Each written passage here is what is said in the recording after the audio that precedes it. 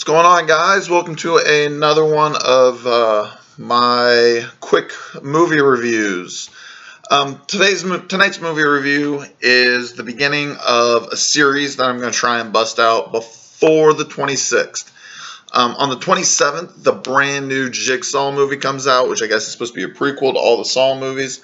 So I thought I'm gonna try and view all the Saw movies before it comes out, because I've only seen, I think, the first three. At least that I remember of. I may have seen a couple of the other ones, but at some point I just kind of lost track and care.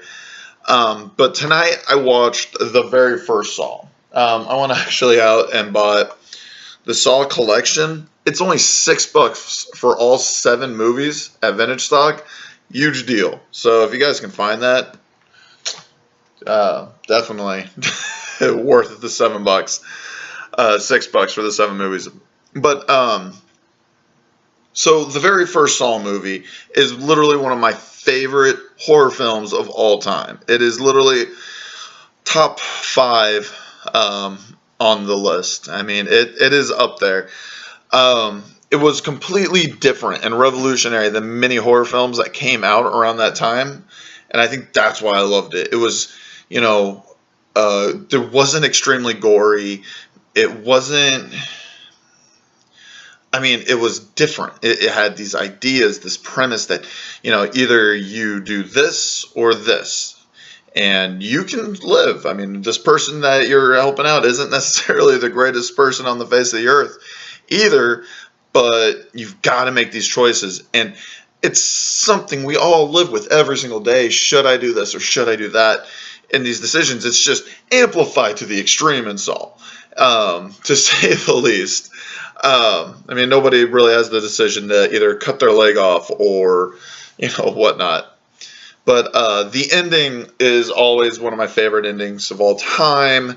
The freaking, you know, Cary Elwes is just a perfect sucker in this movie, too. I mean, for the longest time, he's always been Robin Hood from Robin Hood Men in Tights in my life. That or Wesley from... you know, Princess Bride. So seeing him in this role was shocking to me. And, I mean, this was right as I was going off to college. And this movie literally was something I saw like 3 times in the theater. I was just so shocked by the twist and by everything in it. So from a rating from Paul Rudd to 10, this is a 9 on my list. This is a movie I still love to this day. I actually own it 3 times. Because I had the first 3 Saw movies in a bundle thing that I got from Walmart years ago. And then, like I said, I just bought the complete collection for $6. And then I've got the original Saw on Blu-ray, just the movie by itself. So, I mean... I love this fucking movie. It's one of those films that I will never get sick of. Even though I know the ending, even though I know what's happening and what's going on, the struggle, the premise, the way it was shot, I mean, it was a great fucking movie. And now, unfortunately, James Wan has almost become a gimmick of himself. And he had so much potential originally when he did the Saw movies. And now he's doing like the Fast and the Furious and shit like that. But he used to have so much potential. Death Sentence was such a badass movie with Kevin Bacon and John Goodman. Dead Silence was not that bad.